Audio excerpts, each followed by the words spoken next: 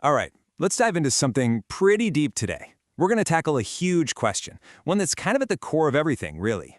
How do you actually know what you know? I mean, really think about that for a second. Imagine you just guess the winning lottery numbers. Your belief about which numbers would win, it turned out to be true.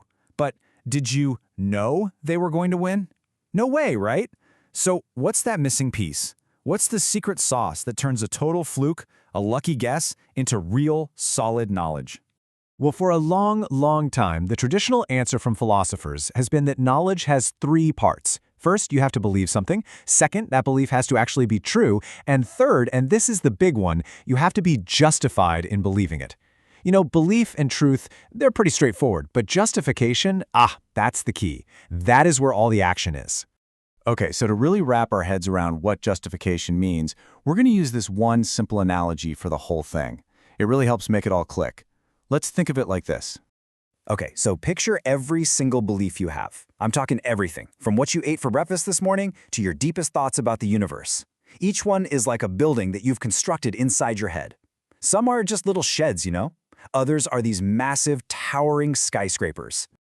And if your belief is a building, then justification, well, that's its building permit. Yep, it's the official piece of paper that says, hey, this structure isn't just some random pile of bricks you threw together. It's sound, it's legit, it belongs here.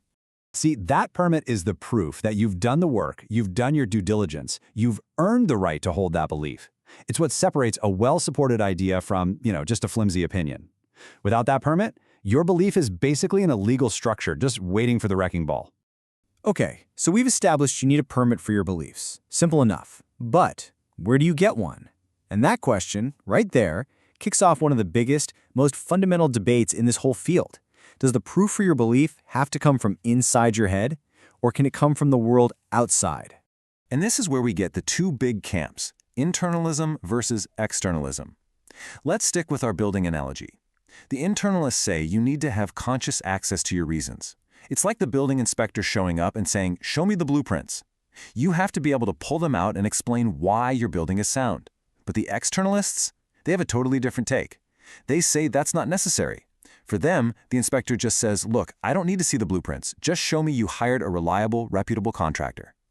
In their view, the justification comes from a trustworthy process, even if you can't explain the nuts and bolts of it yourself.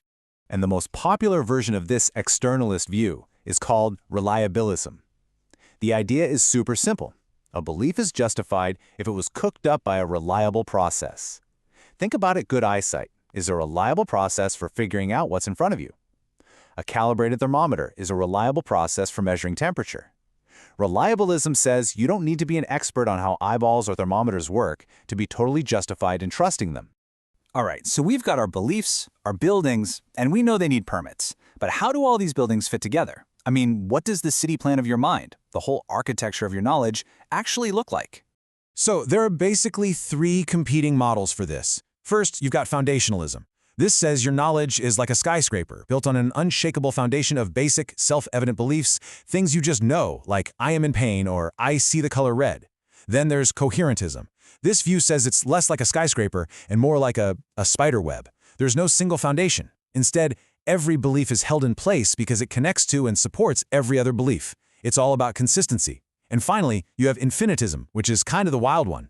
It says the chain of reasons just keeps going and going and going forever. There's no final foundation. Okay, so let's just recap for a second. Knowledge equals a justified true belief. Belief, truth, justification, the building permit. It all sounds so neat and tidy, right? So solid. And for thousands of years, pretty much everyone agreed.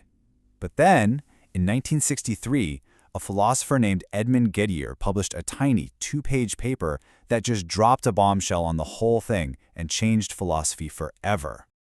Here's one of the classic examples he used. Imagine you look at a clock on the wall. It's a clock you trust, it's always been reliable, it reads 3 o'clock. So you form a belief. The time is 3 o'clock. You're justified, right? Your justification is, I saw it on that reliable clock. And here's the crazy part, it is 3 o'clock. Your belief is true. So you have a justified true belief. But, and here's the twist, the clock is actually broken. It stopped working exactly 12 hours ago. The only reason you're right is because of pure dumb luck. So, let me ask you directly. In that scenario, do you actually know the time? I mean, your gut probably screams, no way, right? You have a justified true belief, but something's still wrong. The justification and the truth aren't connected in the right way. And that's the Gettier problem in a nutshell. It blew a huge hole in the old definition by showing you can have a justified true belief and still not have knowledge. It's like getting a building permit because you showed the inspector blueprints for a different, perfectly good building. The paperwork looks fine, but the structure you actually built is a mess. Okay, I know what you might be thinking. This is all fascinating, but so what? Why does this super abstract philosophy stuff matter today in our world of social media feeds and endless information? Well, it matters a lot. Because understanding justification is all about our responsibilities as people who think and believe things. Let's bring it back to our building permit. A real permit can be revoked, right? Maybe an inspector discovers there's a giant sinkhole under your foundation that nobody knew about. Boom, permit's gone. Well, the same thing can happen to the justification for your beliefs. When new evidence comes along that destroys your reason for believing something, philosophers call that new evidence a defeater. And this leads to a really crucial idea called epistemic responsibility. It sounds fancy, but it's simple. It just means we have a duty to keep our eyes open for those defeaters. We have a responsibility to pay attention to new evidence, and importantly, to be willing to change our minds when our building permit gets revoked. And this is where it all comes home to roost in the 21st century. I mean, just look at this quote. Think about it. When we just passively scroll and absorb information from sources we don't understand, like, a secret internet algorithm that decides what we see, we are basically ignoring our epistemic responsibility. We're building all these belief structures without ever checking to see if the permits are valid. And that means the beliefs we end up with are way, way weaker. So that really leaves us with one final, big question for you to think about. Take a look at the things you believe are true, about the world, about other people, maybe even about yourself, and ask, what are my building permits for those beliefs? Are they solid?